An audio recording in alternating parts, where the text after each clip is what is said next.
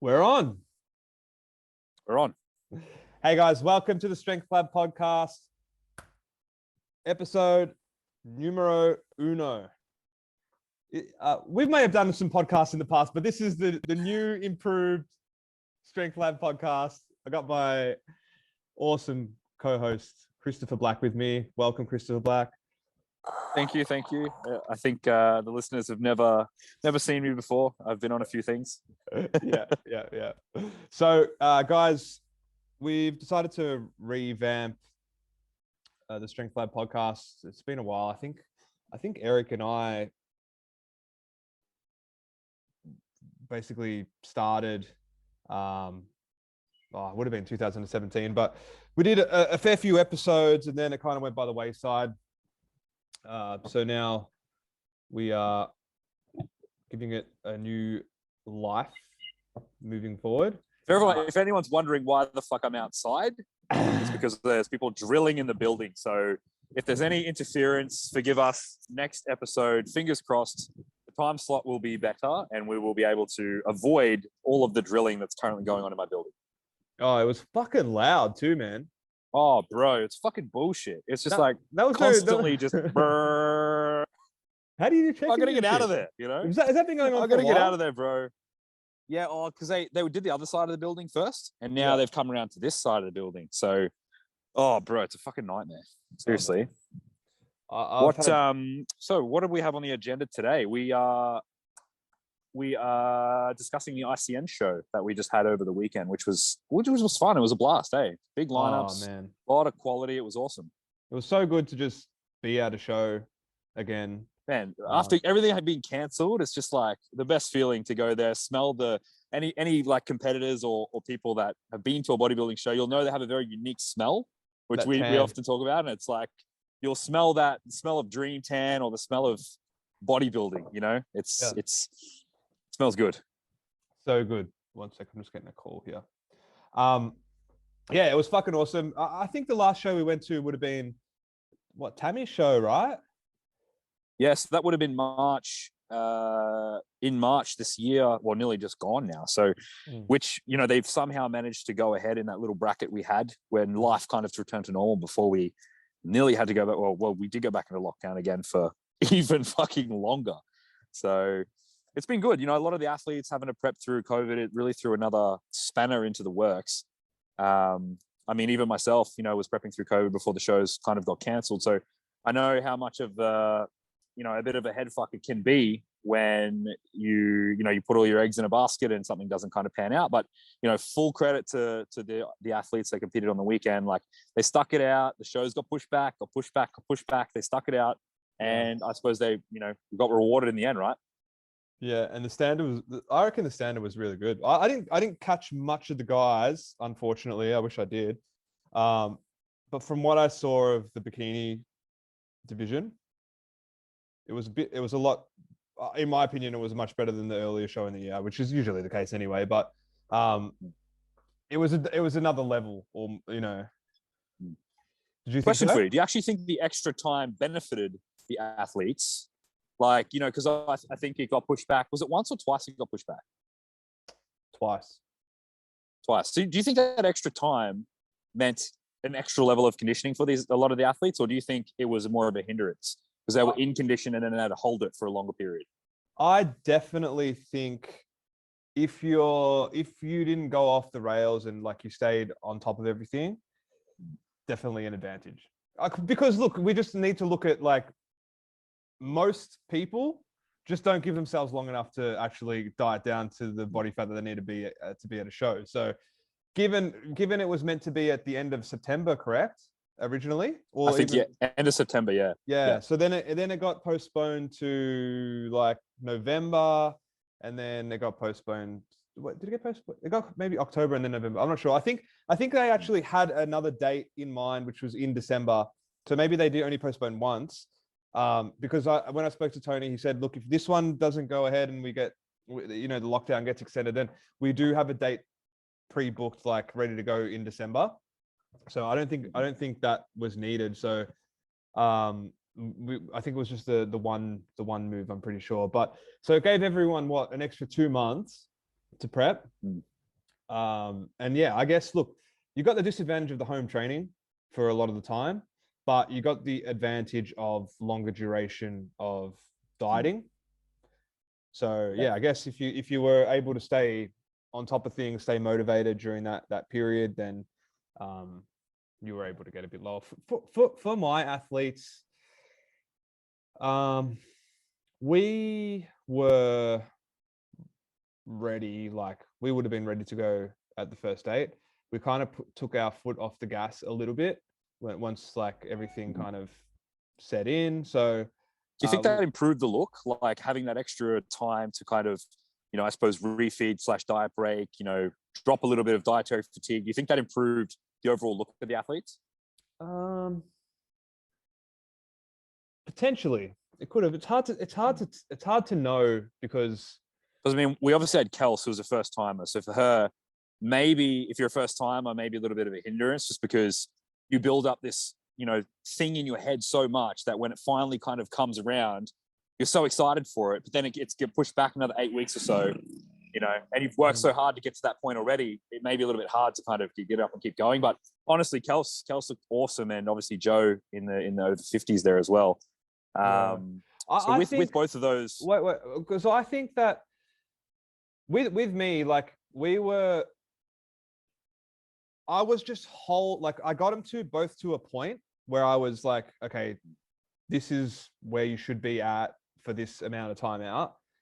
And then I was very apprehensive to put the foot down for that final push and until we heard something, because like once you get into that depth, that kind of area of dying, that's where things start to really get hard. So once we got locked down, I just held everything at that point, and we in some cases even increase the calories and decrease the output a little bit, just to have a little bit of give the body a little bit of rest and reduce fatigue in the front end of that lockdown part. And then basically once we had done that, we pushed forward. But it wasn't until we actually heard that, okay, this thing's going to probably go ahead, that I actually, really put the foot down and we went through that like last phase. So I think like if I was to have pushed through, got her really either of the ladies really ready too early, I think especially with a first time competitor, that can be very, very tough. With Joe, who's a veteran now anyway, I could say, she is a bit better, but still, man, she was feeling it. And with Kelsey, she actually was on the fence for, I reckon, almost 3 weeks to a month, where it's like, look, maybe we just won't do it. It may not go ahead. Maybe we won't do it. Maybe I'll just do a photo shoot or something like that. So we were kind of like in limbo. And then she started to see I think she started to see her physique improve quite well over that period. And she was like, I think that kind of got her excited, and she's like, fuck it. I just said, like, why don't we just do the show? It's like 6 weeks away or whatever. And she was like, yeah, right. And she kind of got that fire for it again, because I think she was kind of just losing that motivation, because she'd been postponed a couple of times, and that fucks with your head, man. Chris. Yeah, it's honestly, it's one of the hardest things to kind of deal with, because like I think just from my own kind of personal experience, I was supposed to be competing at the IFBB Vics just gone in October. Like you get to a point where I think it got called off for like 8 weeks out or something. Yeah. And by that point, I'd already dieted myself into a position to be ahead. So even if it had have gotten pushed back, I would have continued to prep for it. But I feel like it would have been unfair in a way, right? Because I did a lot of the hard work early on to get into a position early on where I was in striking distance to actually be stage lean. Whereas if I had just dropped in and I hadn't have been ahead and I had gotten an extra 4 to 6 weeks to diet, I would have been really feeling it at that point. So I think it's important that, at least from the IFBB perspective, that they kind of just decided to go the route of just canceling the whole thing rather than just, I suppose, continuing to postpone. Because again, like this gives me a chance now to kind of prep into season A, which had I continued to diet for another 4 weeks, I don't really feel like I may have been able to get there. I would have just probably had to push back to season B. if that had cancelled the show in the end anyway. So yeah, it's a really hard thing to deal with, because then especially too, I don't think this is probably something not a lot of people talk about, but at the 7 to 8 week out mark, you're already, all your hunger hormones, your thyroid function, all these different things are already impacted. All my hunger hormones, like I am primed for lipogenesis. So I'm really primed to store body fat. So you combine that with an environment where you're at home, you don't have that much to do, and a cupboard full of food. And it's a constant battle. It's like every single day you wake up, it's like a constant battle to not eat, So it was kind of really difficult to kind of pull myself out of that bit of a mindset. I feel like it's something that gets better over time, every time that I've done it, every time I've competed, I've gotten a little bit better, and it's taken me a little bit less time to get things back on track. So at least this time it only took me about 2 weeks, but still, like the uncontrollable feeling and the insatiable hunger that you feel through those periods where, like, I already didn't get to compete in the show, so I didn't get that rush of being able to actually do the thing. And then that combined that with just feeling like shit because you're in lockdown and you can't do anything. It kind of drives you to eat. So it's unfortunate, but I suppose it's the reality of the situation, right? Yeah, fuck yeah. And I think when we're looking at like IFBB competitors, especially the men, you got to really take into consideration PEDs as well. And like when things are getting extended and keep getting pushed back, and athletes are taking stuff, and it's just lengthening that exposure to PEDs. Basically, I mean, it's not really the ideal situation for a male competitor, really, is it? No, it's the worst thing, because you've got things that are already messing with your hormones that you're introducing to the body, so you're going to be feeling pretty terrible as it is, depending on obviously the deployment of compound that the athlete is using. So I think best case scenario is to probably more so pull a lot of stuff out, and really just continue to just drive through without because again, if you pull things too fast, like if an athlete's using like exogenous thyroid hormone, like a T4, T3, stuff like that, you'll often find that you may be better off keeping those things in to keep that axis stable. Other compounds, things like clenbuterol, stuff like that. I mean, we're not going to get too much into that probably today in the scope of this, because I think we're talking about ICN. But yeah, we could definitely talk about a whole podcast on something like that for sure.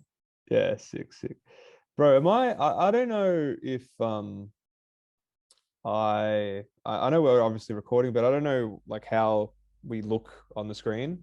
So apologies if we don't look good. But what I'll do is I'll open up my I'll open up to screen share, and we can kind of look at how our athletes went. 1 sec, can I do this? I'm going to share it this way, I think. Oh yeah, this is mad. All right, so we basically had what do we have? Three ladies in the show. We should have actually got Johnny on to talk about Terry, but I didn't know a lot about Terry's prep, but she looked really good as well.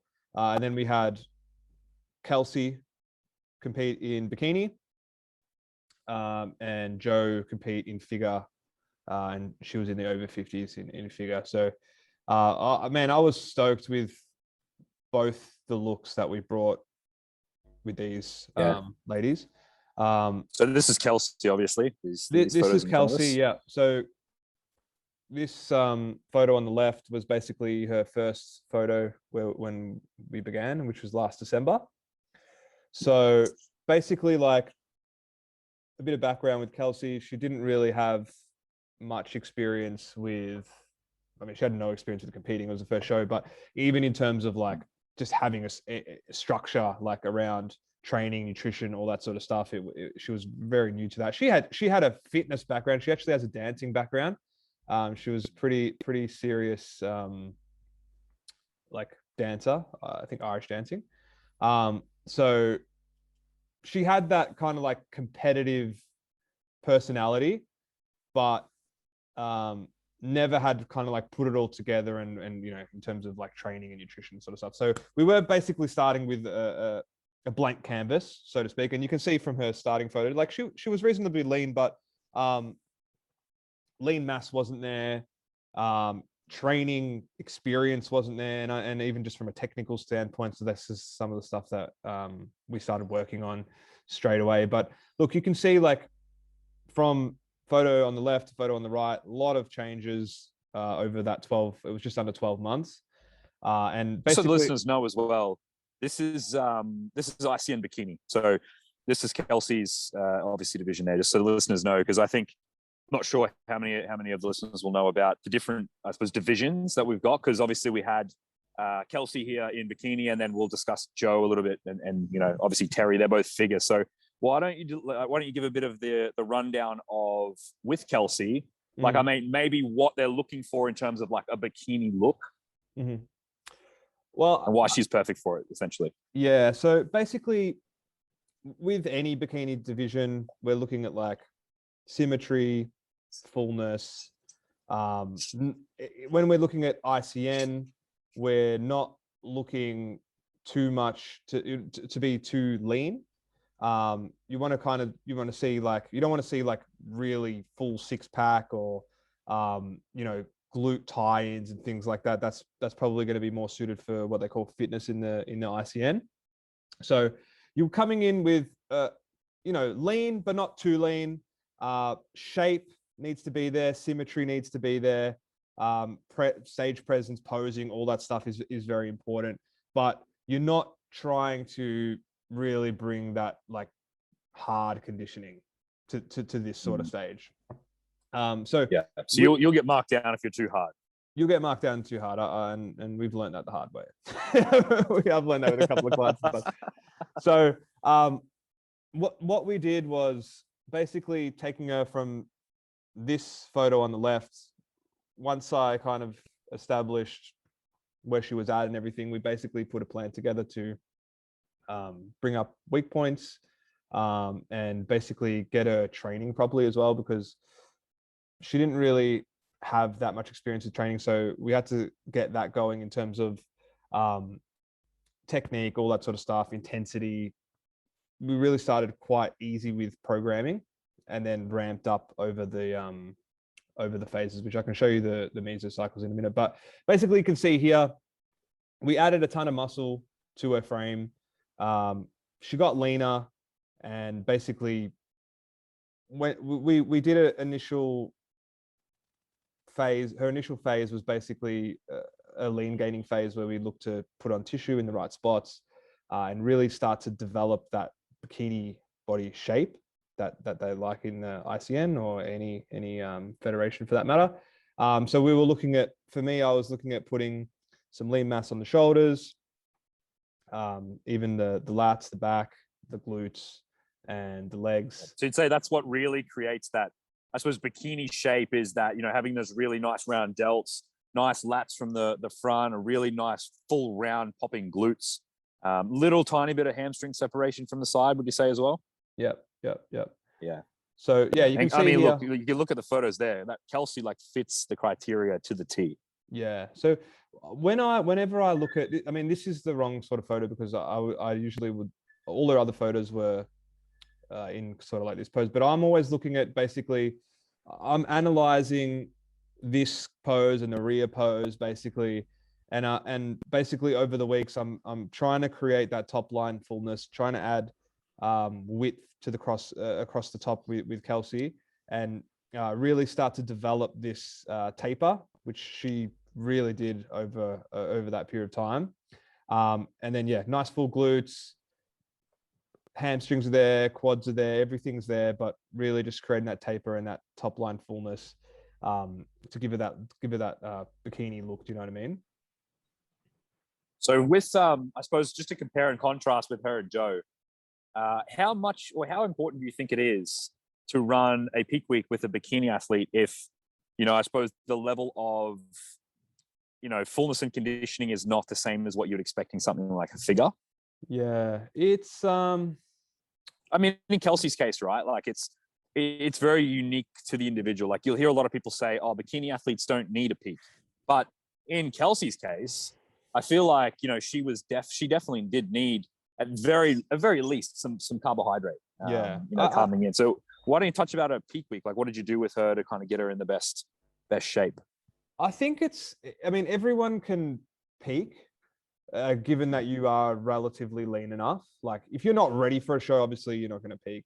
But a lot of the time, the peak is reversing a lot of the depletion that's happened. You know what I mean? It's not necessarily to fucking that they're going to grow some large amount of tissue over that week. It's more just to undo fatigue. Like, I look at peak weeks as I'm reducing fatigue. Like, Kelsey basically does a deload week in the last week. We're just literally just pumping, just like getting a pump in all the muscles, making sure carbohydrates are going where they need to go, not training to failure, not training for long durations, really just getting in there, getting a pump in all the muscles, and really just trying to eliminate fatigue, because that is what is going to actually bring a popping physique. Do you know what I mean?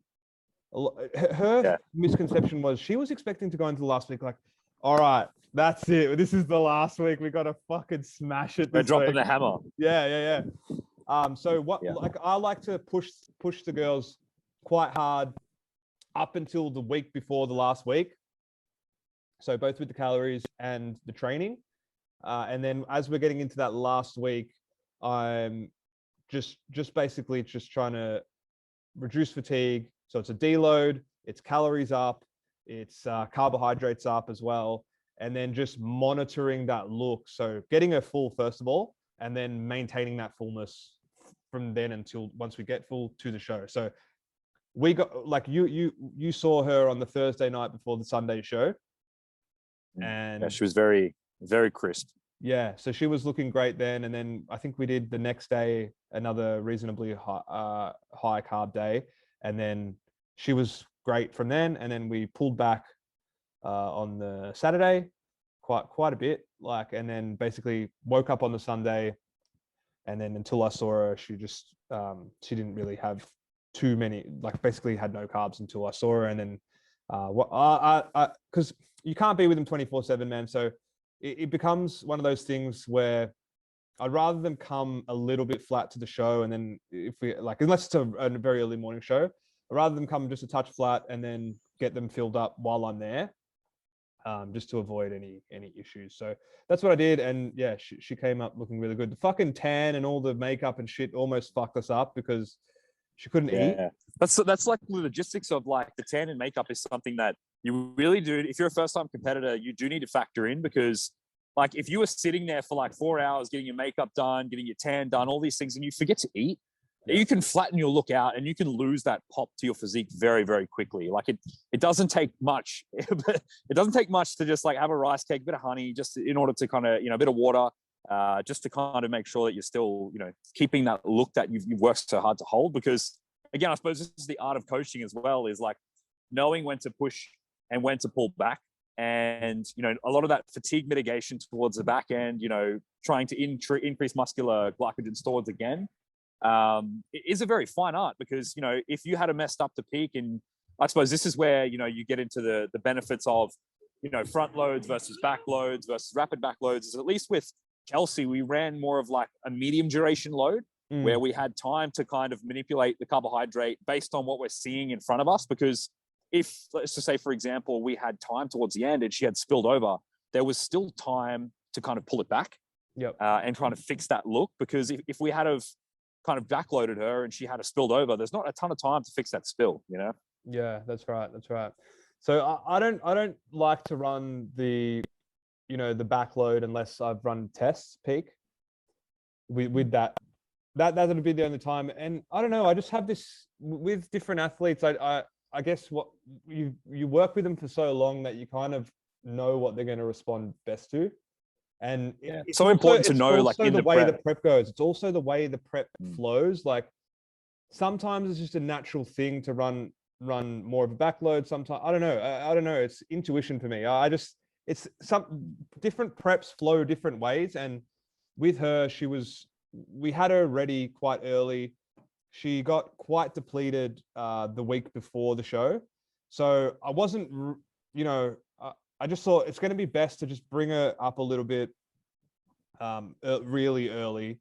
And then I can just monitor how she's looking, because she doesn't need anything crazy in terms of a carb load or anything like that. She wasn't like that lean. Do you know what I mean? So you know, she was perfect for ICN. So you just got, if someone is very lean, then more, you can get away with obviously a lot more food. But we were just trying to bring her in that perfect fullness, perfect level of body fat that the ICN loves. So this is basically what happened. Can you see the screen, Chris? Yeah, I can see the screen. Yeah. So this was her weight over the period of time that we worked together. Basically, she started at around 50. And then we did our lean gain phase. Got her up to, I think the highest was like 50, just under 57. So basically gained 7 kilos over the course of that phase. Do you know what the difference was in terms of like, I suppose, calorie intake when she began versus at the peak of the gaining phase there before you started the contest prep? So how high did she get in the off season? Yeah. How high were you able to walk her food up? It would have been over 2,000 for sure. I can't remember off the top of my head. I'd have to go and have a look, but definitely it would have been, I think I remember we started on around 1,300. That is what she was eating. And that was like where she kind of wanted to start things. And I was like, all right, sweet. So because basically she came to me, I think from memory, I think she wanted to cut. That's why we had this little dip here initially. And then I think we just decided, look, she wants to compete. We've got to really do whatever it takes to get her looking her best for the stage. So I said, look, that's not going to be the best way to go about things. We need to actually increase lean mass. So once she decided, yes, I want to compete, all that sort of stuff, we came out of this short fat loss phase and basically started ramping up her calories from about 1,300. From memory, I think we got to about 2,300. She's a small girl as well. So she was eating a lot. She put on a little bit of body fat as well. It's always going to happen though, right? Yeah. In the pursuit of, you know, and I think that's something to not be scared of, because without that growth phase and without that metabolic loading phase where you actually walk calories up, she would not have looked the way she did on stage, because she wouldn't have made the progress that she made to those weaker muscle groups. You know, there's nothing wrong with getting calories up and holding that position and holding higher body fat percentages for a longer period of time. Like, you don't need to be constantly dieting all the time. I think that's something like a lot of the bikini athletes and a lot of girls in particular kind of fall into that trap. Is the reason they don't make progress and look the same from year to year is because they're so scared of weight gain on the scale. But it's a necessary part. You know, that calorie surplus, you know, you basically have the raw materials there to build the physique that you want on stage. Without that, like, you're not going to be able to build the tissue. So 100%.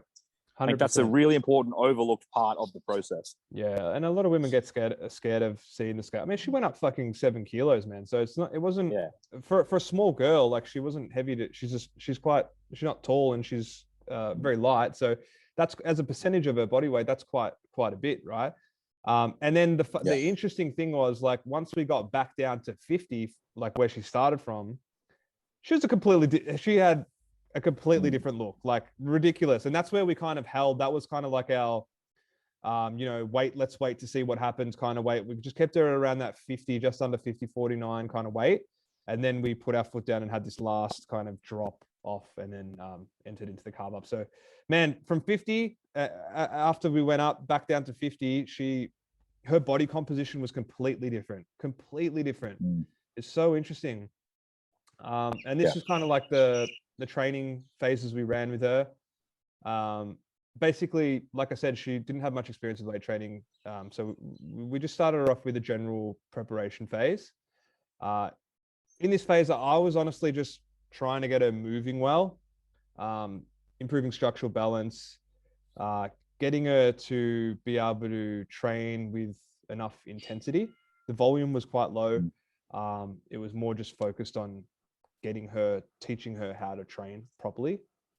And then from there, we went into basically an 8 to 10, like an 8x8 program. So we basically had our A series was in the 8 to 10 rep range. Again, still learning and still getting the training down perfectly. She still was not quite there with everything.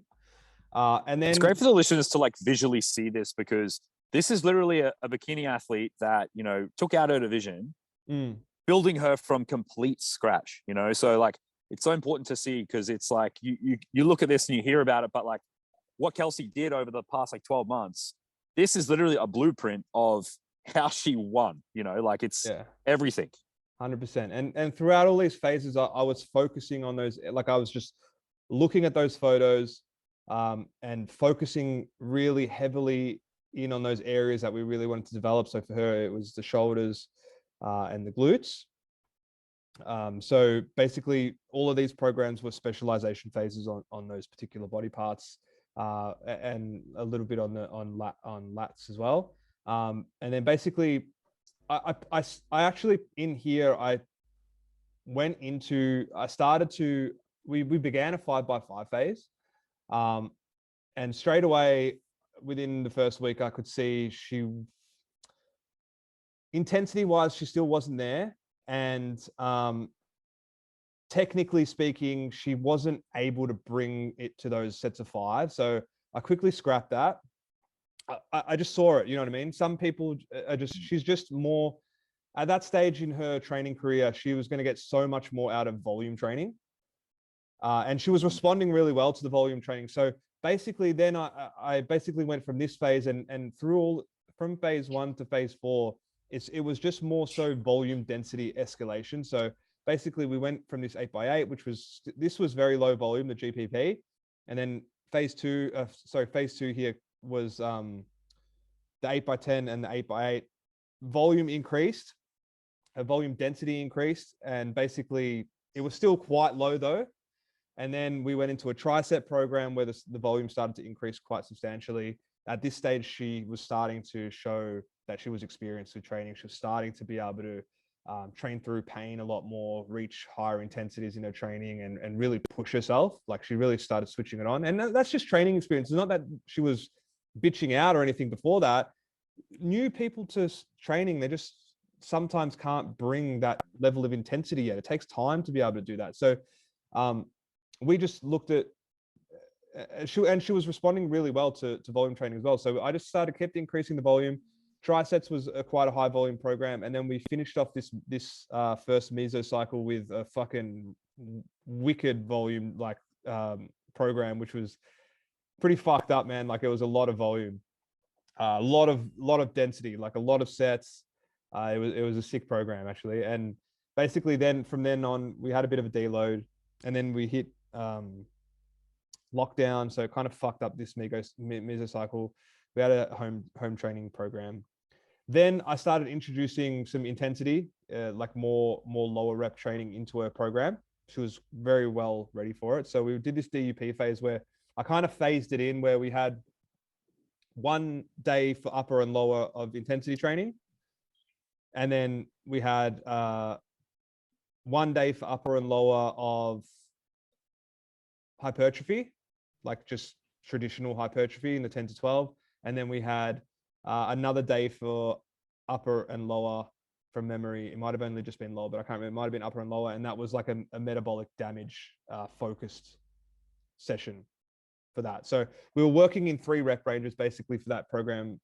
And that kind of introduced her to like that 5 to 7 rep range properly. And then basically we got hit with another fucking lockdown. And then when we came out, we started running this. This was like basically the last program she ran, and that was a more focused intensification, because basically, like as I don't know if you do this, Chris, but as the competitors getting leaner, you really want to focus on maintaining that lean mass, because that's the time where you're much more likely to lose lean mass. So I kind of like to switch gears a little bit and just make sure that they are maintaining that level of strength that they need to. So we would open up with that A series of the 3x6, and that would be our measuring stick for kind of like, okay, are we maintaining the lean mass even though you're quite lean now?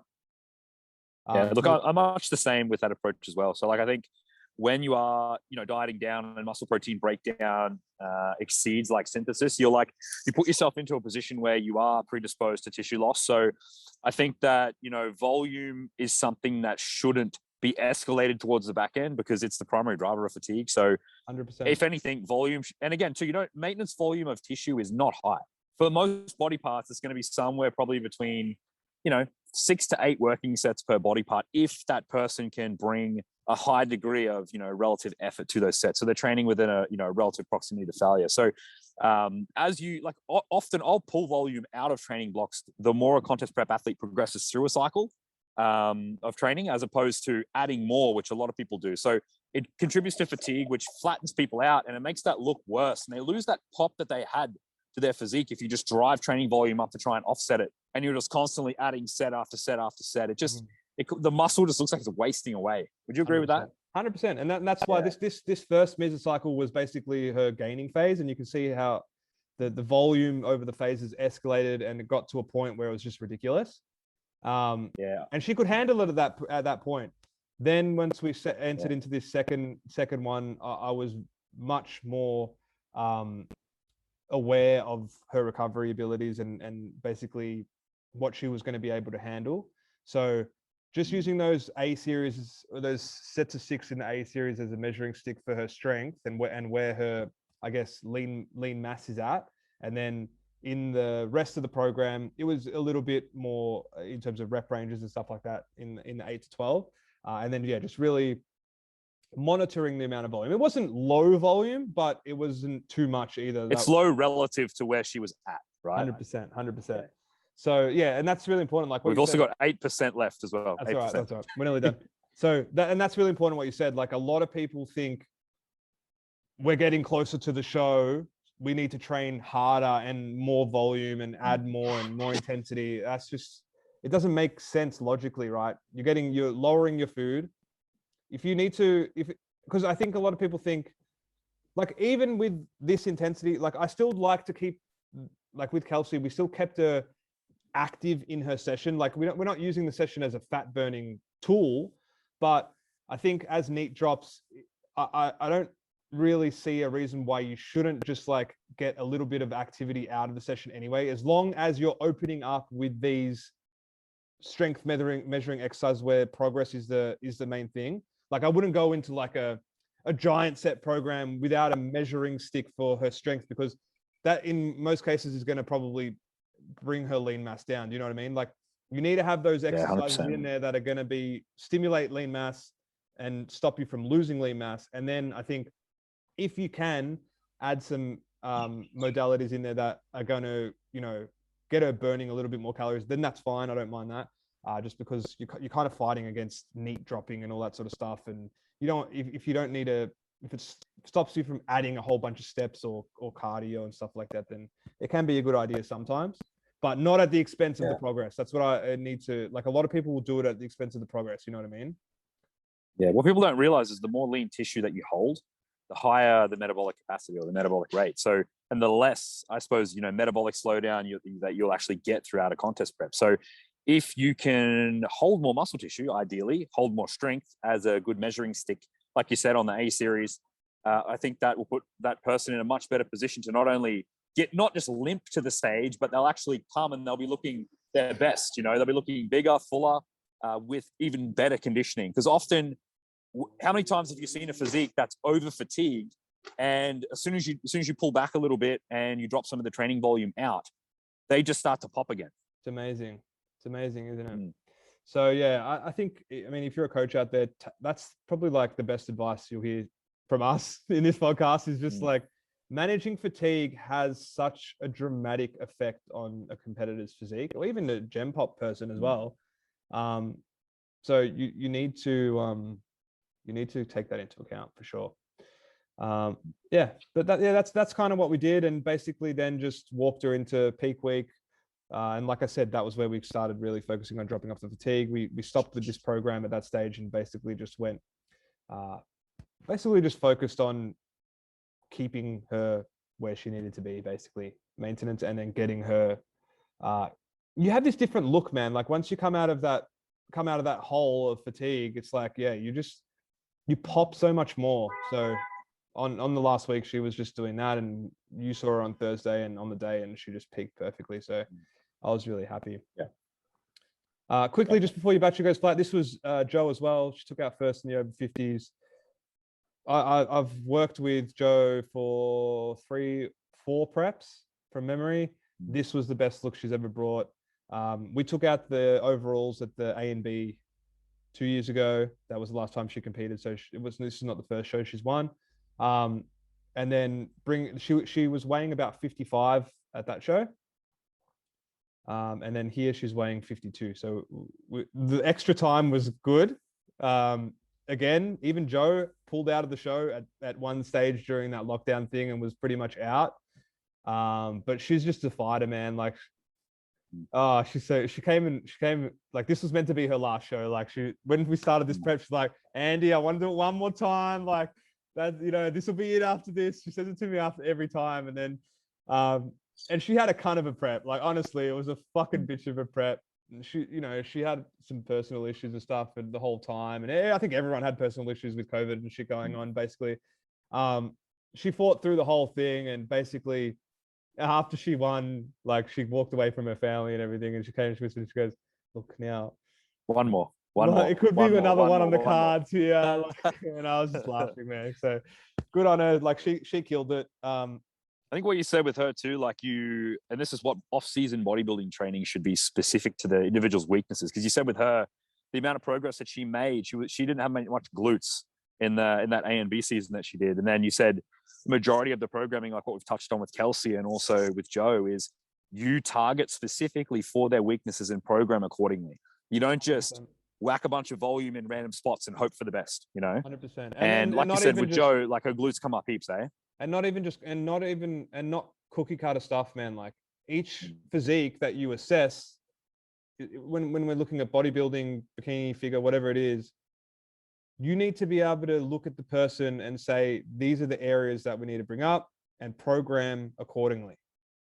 You can't just give the same program, like, because not everyone has the same weaknesses either, right? Like, it's like for Joe, like, she needed glute. Like, for example, Kelsey and her are complete opposites in terms of the way that you would program for them, because 100%. Joe didn't have like a ton of glutes, whereas Kelsey, her glutes are always decently developed, but she was lacking the fullness and structure in the upper body, so the same programming needed to be individualized to the person. 100%. And you got to always look at things proportionally too, man. So you can't be looking to gain overall mass because your proportions will stay the same. That's the thing a lot of people don't get. Like, and that's why, like, I'm not pro isolation, but I'm against like multi muscle movements. Do you know what I mean? For especially, they drive fatigue, right? They drive up fatigue. They drive disproportionate fatigue. They also grow. It's less targeted growth. So it's like if you're looking at things proportionality, then if you're like, so say like with Kelsey, if we started like growing her lower back and basically doing a lot of rowing and stuff like that, say she's going to grow, but her waist is not going to get smaller. Yeah. It's not going to look, she's going to look the same proportion. So she's not going to look really that much bigger because proportionally she's still the same. So it's about growing where it needs to grow and maintaining other areas. That's how I program, especially for bikini, because there's only so much you're going to grow, muscle you're going to grow as well. So you want to put that in the right areas.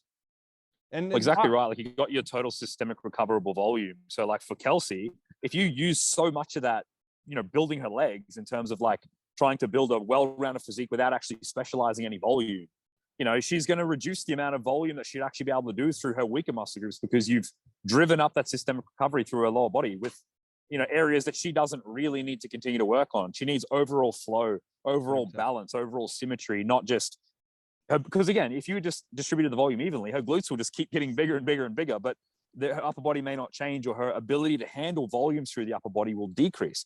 You want to be able to drive up to that to a position where you can put that as high as possible. And honestly too, like with the glutes, even if they were just to stay the same size, and maybe just refine a little bit, maybe add a little bit of tissue, and then you have all this extra room that you can put into the weaker muscle groups, right? Exactly. And basically, like, if you're, how do I explain this? Basically, look, when I say proportionality, if you grow two muscles, it's the contrast between muscles that is what makes you look big. So it's like, if your waist is small and your shoulders are big, your shoulders look bigger, right? Do you know what I mean? But if your Exactly. waist is thicker and then your shoulders also get bigger, you look the same size because proportionally, you're still the same size. You know what I mean? So you're trying to exaggerate those proportions as much as possible. That's the way I look at. That's the way I look at any symmetry and shape when I'm looking at any bodybuilder. Is how can I exaggerate the parts that need to grow and minimize the other parts? So by putting on just a little bit of mass, it looks like a lot of mass. Do you know what I mean? Yeah. So with and that's why girls, I think too, like a powerlifting style, like a powerlifting style training for a lot of bikini girls is not going to be that effective because they're going to add overall mass everywhere, but it's not really going to accentuate their proportions for the division. 100%, man, 100%. So unless, of course, they're an even responder across every single muscle group, which nobody really is. Exactly. But then even if they're an even responder, you're only growing their strengths at the same thing and their weaknesses at the same rate. Yeah. So if they're not, so they're just going to be bigger, but the same proportions. 100%. Yeah. So just quickly to wrap up with Jo, we really went in and worked on her glutes and her legs. And man, like the separation in her legs was like 10 times better this time. You can see from her front shot, quads were pretty separated. And her glutes were, man, like honestly, over 2 years, she really brought up her whole lower body. Her upper body's always been quite strong, but her lower body pretty much almost wasn't really there in the beginning. And then just over the years, she's really brought it up. So super proud of this package, man. Like she just looked crisp on the day. It was so fucking good. Like, and we ran that trial peak the week before and it really worked at the gym. So basically we just replicated that in the second at the actual show. You want to touch on that peak just quickly? Yeah. So just with her, we just ran like a 3 day on the trial peak. We ran a 3 day depletion. So carbs were quite low, and then 2 high days, which were pretty high. And then the show day was the next day, basically 2 high carb days. And then basically 2 up, 1 down, 2 up, 1 down. What do you mean by 2 up, 1 down? Then show day, as in 2 high days, 1 low day, and then show day. Nah, so it's 2 up and then show day.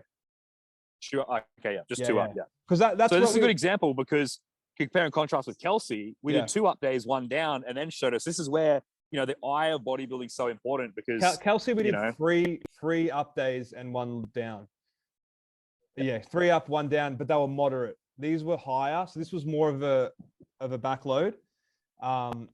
And she looked sick on the Saturday, so that's why, because I could test it. I tested it with her. It worked really well, and then we went into the next week and we did 1 extra depletion day. So we went from 3 depletion to 4 depletion, and then basically ran the same peak, and she looked even better because she just her body just was very. It just basically took up all the food even better than the week before. So I was very happy with that.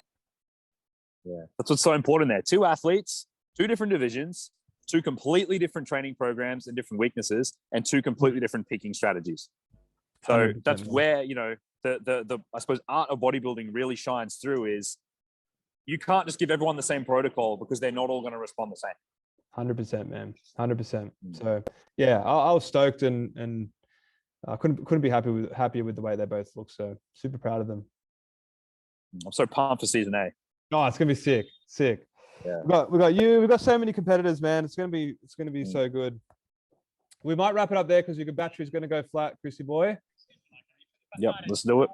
All right, guys. Thank you so much for watching. And yeah, make sure to please like, comment, and subscribe.